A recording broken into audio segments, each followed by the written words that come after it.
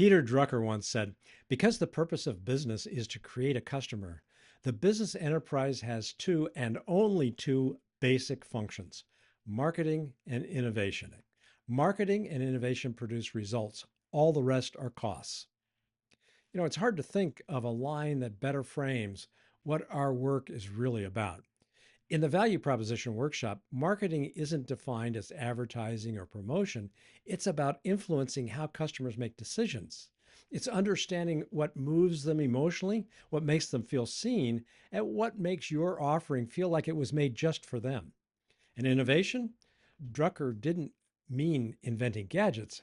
He meant creating new ways to deliver value. And that only happens when employees truly care. When people inside the company feel ownership of the message, they don't just repeat it, they improve it, they extend it, they make it real. And that's what this process delivers: a disciplined way to influence customers through marketing grounded in human behavior and innovation fueled by employees who believe the story they're telling. In Drucker's terms, both sides of the equation finally are working together.